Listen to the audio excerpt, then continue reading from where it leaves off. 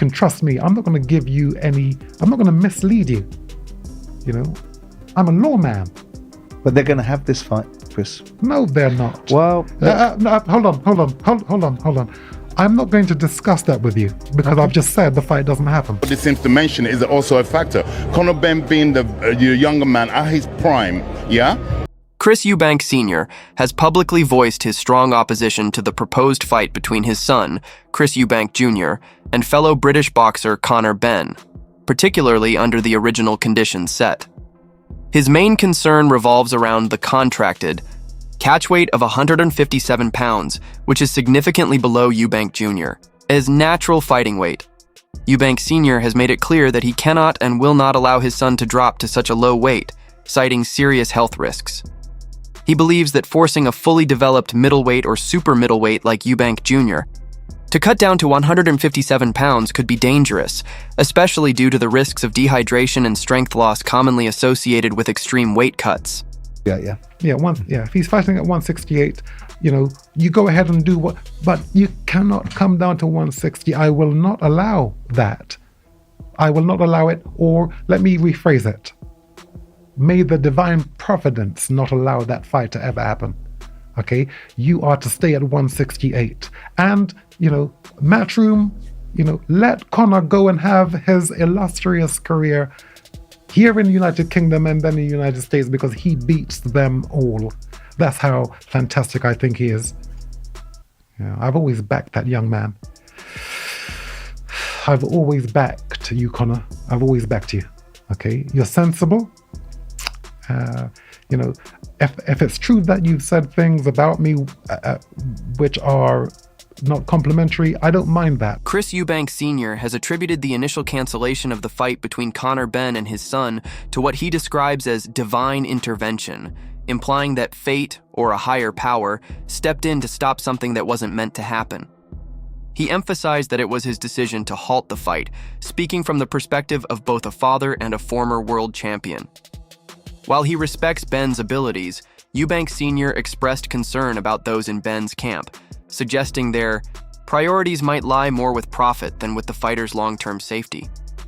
His message is clear. Although he acknowledges Benn's talent, his son's health and safety will always come first, and he refuses to support any bout that he feels puts that in jeopardy. Okay, you can trust me. Yeah, you've seen me get up in a fight I can't win and walk back into the fire. You can trust me. I'm not going to give you I'm not going to mislead you. I'm a lawman. But they're going to have this fight, Chris. No, they're not. Well, no, hold on. I'm not going to discuss that with you because I've just said the fight doesn't happen. You can't. It's finished. You can't stop it. Again, I stopped it the first time. But you want me to qualify that? Sure. Okay. Yeah. When the fight was made, I said that fight is not happening. I didn't say anything. I didn't say anything again up until the day of the fight, where it was cancelled the day before. So let's do the same thing again. Fine. Chris Eubank Sr. has long been a symbol of discipline and control in his son's life, especially when it comes to Chris Eubank Jr.'s boxing career. His strict approach was never just about technique. It was about crafting a fighter who embodied his vision of excellence. He instilled in his son a deep sense of purpose, discipline, and focus, shaping his style around a specific philosophy. Now, looking at the current state of boxing, Eubank Sr. has expressed frustration with the sport's promotional culture, which he feels values hype over real skill. His disappointment in Eubank Jr.'s recent career choices is clear, especially with the influence of Roy Jones Jr., which he believes diluted his son's once unique style. Eubank Sr. laments, "I trained you. I gave you an extraordinary start." For him, this isn't just about boxing. It's about seeing his son return to the roots that made him exceptional.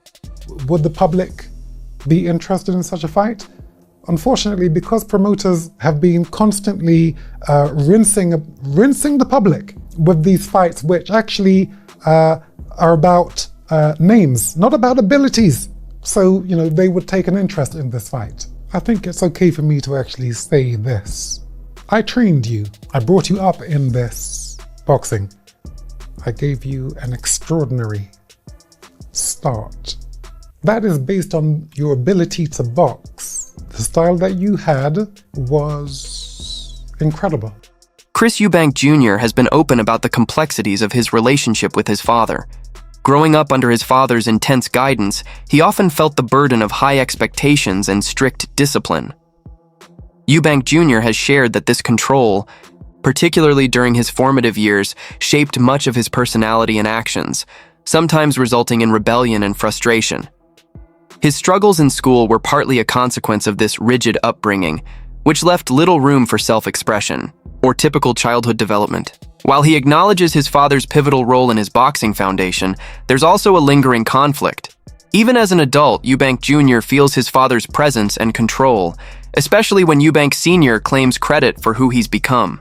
Though grateful for the platform his father provided, Eubank Jr. yearns for independence, the chance to define himself on his own terms, outside the long shadow of his father's legacy. I don't know if I would say unhealthy. I mean, he was extremely strict.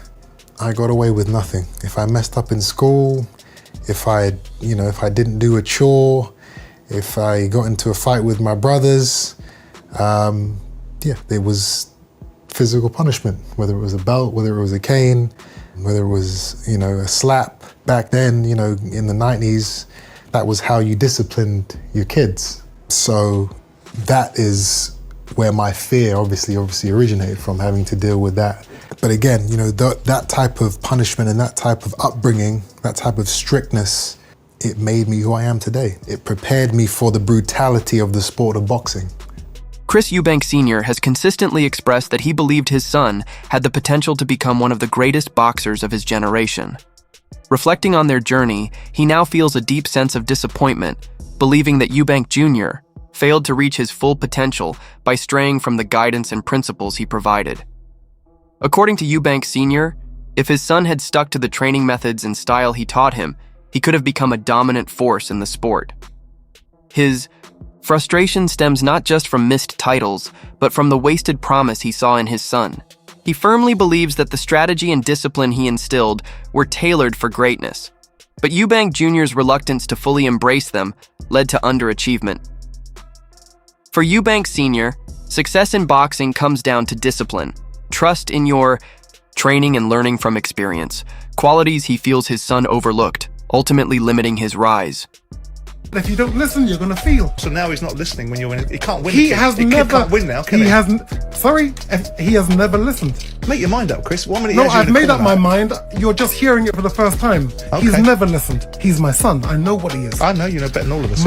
My son could have been a tremendous fighter. He electrified me when watching him. I agree on that, but he hasn't been, has he? Because he doesn't listen, and when you don't listen, okay, you have to feel. Chris Eubank Sr. has taken time to reflect on his past, acknowledging the mistakes he made while raising his children, especially Chris Eubank Jr.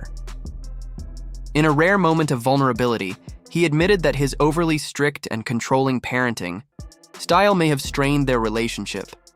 This realization has added more depth to his perspective on his son's career and their emotional bond.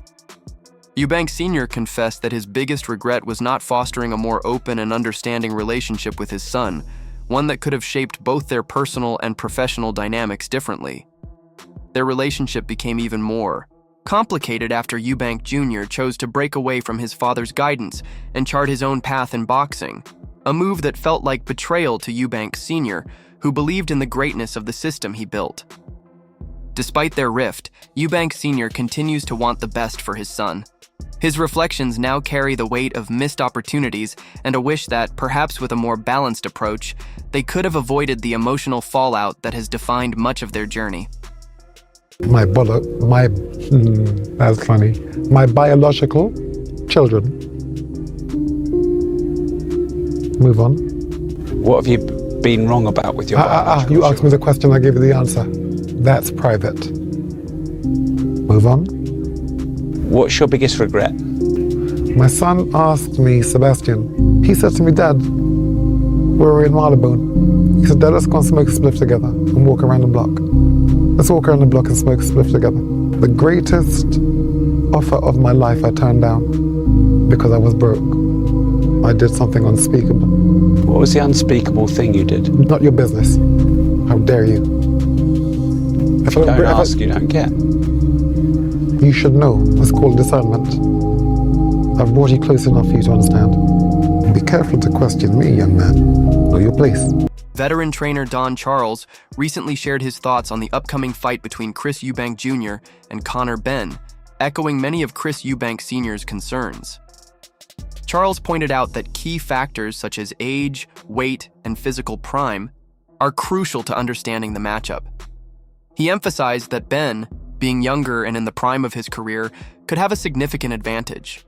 The age gap between the fighters, combined with Benn's explosive style, reminiscent of his father Nigel Benn, might present a serious challenge for Eubank Jr. Charles warned that Benn's relentless pressure could overwhelm Eubank Jr., especially if he's not fully prepared. While Eubank Jr. may have size and strength on his side, Charles stressed that those advantages depend on whether he's been maintaining proper discipline and conditioning. In the end, Charles called it a 50-50 fight, acknowledging that in boxing, surprises are always around the corner. As a trainer, somebody who's trained fighters for a long time, do you feel like that's going to be a big part of this fight? And do you feel like it's a bit dangerous for Chris? Well, most definitely. If anyone should know, his father, Senior, he said he's mine, and now I second that opinion. That's a factor. The weight is a factor. The age, nobody seems to mention, is also a factor. Conor Benn being the younger man at his prime, yeah? Honestly, it wouldn't surprise me if Benn, especially the way he fights like his father, very aggressive, yeah? And listen, if I'm gonna have to, I normally can't say to you, predict what I believe will happen. Christopher Jr. is the bigger man, granted. It depends. It depends. If he's been living the lifestyle, that's also a factor. Promoter Frank Warren has also weighed in on the highly anticipated clash between Conor Benn and Chris Eubank Jr., acknowledging the excitement it generates due to the historic rivalry between their families. While Warren has expressed a preference for Benn to win, he also highlighted the challenges of the fight, particularly regarding the weight difference. He pointed out that Benn moving up in weight is a critical variable, one that could affect his performance and ultimately the outcome of the bout.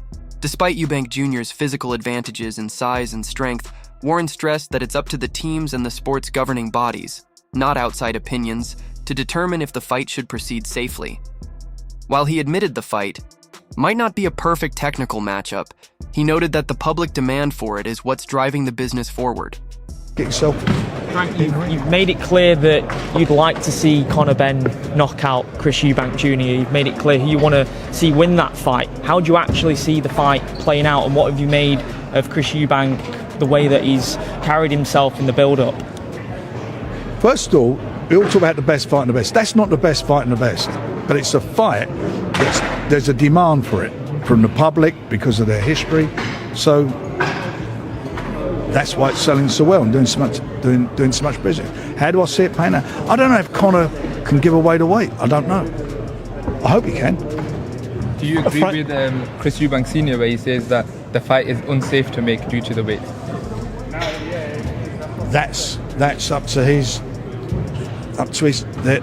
teams to decide that. It's up to the boxing board of control. That's not up to me. It's the first fight like this has happened in history. Two fathers, sons. The fathers captivated the imagination of the British public, and this fight's doing exactly that. Appeals to so many generations, the young, the middle, the old. But ultimately, again, it's just a fight. I'm not really concerned about the magnitude of the fight. I'm going in there to do a number on him.